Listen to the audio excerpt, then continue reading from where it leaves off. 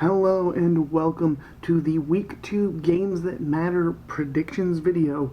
I got a few games on the slate this week. Not quite as many as last week, but still quite a few. So I'm going to jump right into it. We start off with Friday, September 6th, Marshall at number 24, Boise State. Now, Boise State's coming off that big win to start off the season against Florida State. I think they're going to continue to keep the ball rolling. I got them winning here at home against Marshall. Next on the slate is Saturday, Cincinnati at number 5, Ohio State. Now, Cincinnati is having a great season so far. I mean, it's only one game in, but they had a good game that first game, beating UCLA, but I don't see them pulling much here. I think they'll keep it close for the first quarter, maybe the first half, but ultimately I think Ohio State pulls ahead and in the end and just wins big.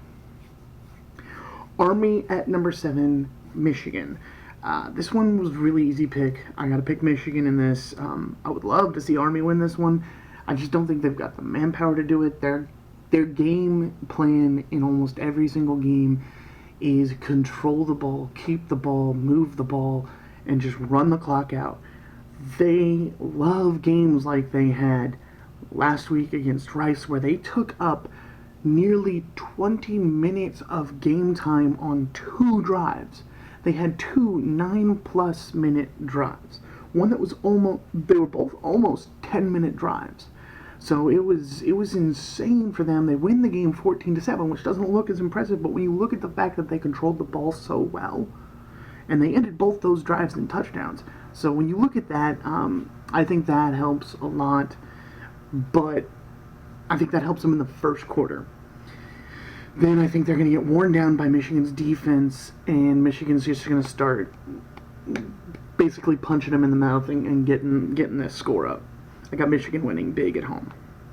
Rutgers at number 20, Iowa. I got Iowa winning this one at home. I just don't see Rutgers being able to knock them off. Next is number 21, Syracuse at Maryland. This one, I'm picking Syracuse on the road.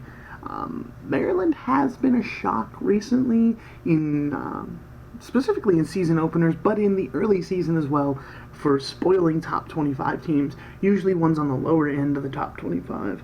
So I feel like Syracuse avoids that this week and gets the win here. Northern Illinois at number 13, Utah. Utah's coming off that big rivalry win against BYU. I got Utah winning this game at home.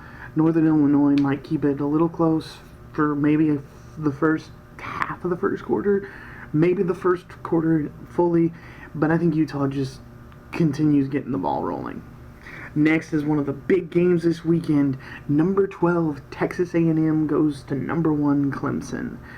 This is Clemson's first real test of the season, and probably the last one they get before Syracuse, which I think is the last real test on their schedule.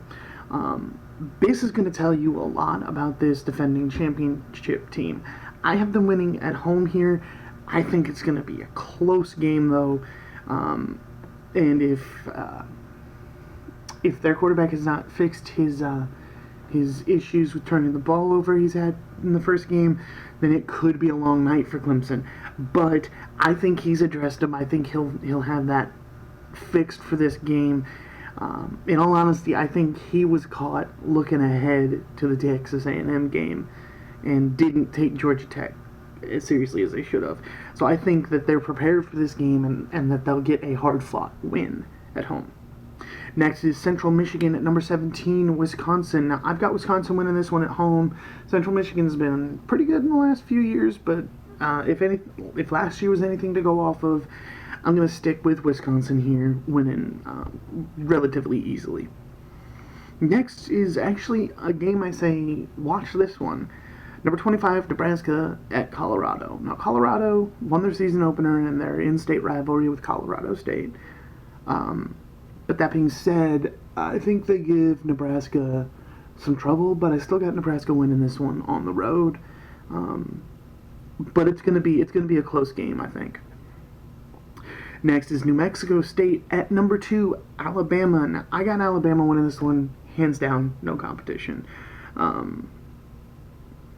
It's not not that New Mexico State is a terrible, terrible team. It's just that they're not going to be able to hang with the likes of Alabama and that. Murray State at number 3, Georgia. We're kicking off the season early with these games. And it's starting to get on my nerves because it used to be an SEC thing late in the season, and now I'm noticing a lot of schools are doing this. I'm tired of top tier college football Division I teams scheduling out of division games. Georgia's going to win this one hands down, but it shouldn't even count as a game. Like it's annoying, and I get why the other schools do it, like Murray State and a few of the others that are doing this. Is that they get paid so much, they get paid enough from this one game probably to pay for their entire program for the year. So it helps that school out financially. But personally, it doesn't help out the players and the coaches, the ones who are trying to set up a winning program. That doesn't help. But I digress. I'm getting on a tangent here. Georgia wins this one hands down. North Colorado at number 22, Washington State. We got Washington State winning this one. Another one of these games. It's a top 25 team playing a non-Division I school. So, and again, South Dakota at number 4, Oklahoma. It's sad when 2 of the top 4 teams in the nation are playing outside of Division I football. It's just not even right. That's not right. Oklahoma wins big. UCF, number 18, UCF at Florida Atlantic. I got UCF winning this one. It's not going to be a good start to the season for FAU and Lane Kiffin. So, but they're playing 2 top 25 teams back to back. So, kind of expect it. Next on the list, number 6, LSU at number 9, Texas.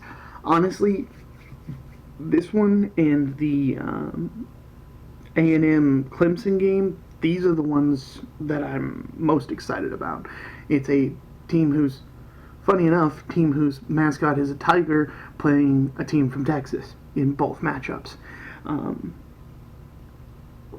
I have LSU winning this one on the road. I think Texas's defense keeps it close, and I think a last-minute touchdown or a last-minute field goal gives LSU the win on the road, and it's going to be by 2 points. I'm calling 2 points right now. I think it's going to be close. This LSU offense is the real deal, but I think this Texas defense is the real deal.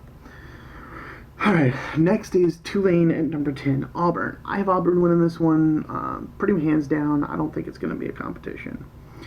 And again, we have UT Martin at number 11, Florida. We got another top 25 team here. Florida wins this one hands down. I guess it's kind of a recovery for them after that abysmal performance offensively and in some aspects defensively against Miami. But seeing as they won that game, you can't give them too much of a hard time over that. But anyway, Florida wins big at home.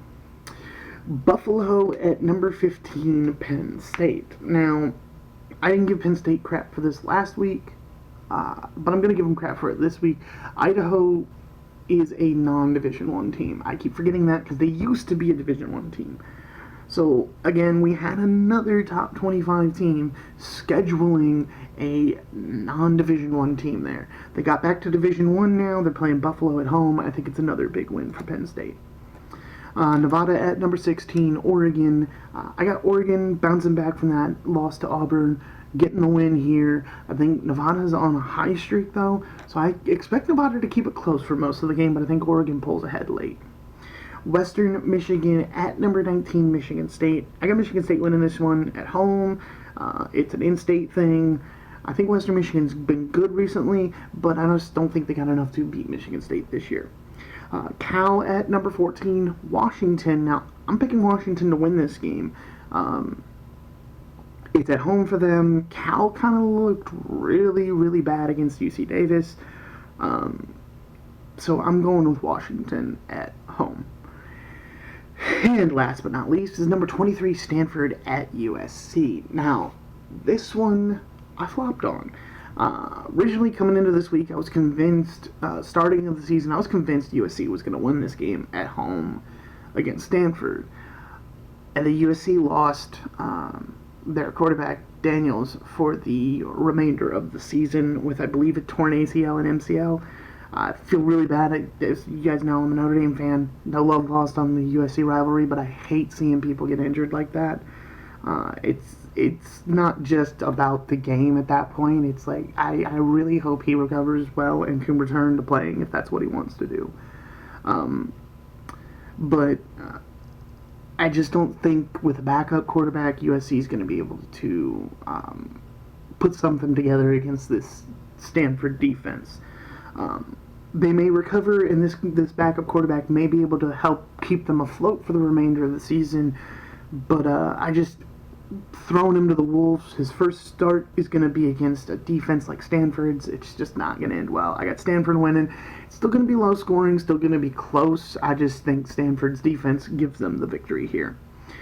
So that is it for week 2, and I guess you guys may have picked up. I kind of did a little analyzing of myself over the last few seasons, and I realized most of the time when I called out a team for playing a non-Division 1 team, if they were ranked, I realized I was calling out SEC and a few ACCs, but not a lot of the other conferences. So I'm making an effort now that if I'm going to call them out, I'm going to call them all out, like I tried to in this video. And it's just, personally, I think that if you're going to be a Division 1 team and you want to show your strength of schedule, don't play a non-Division 1 team.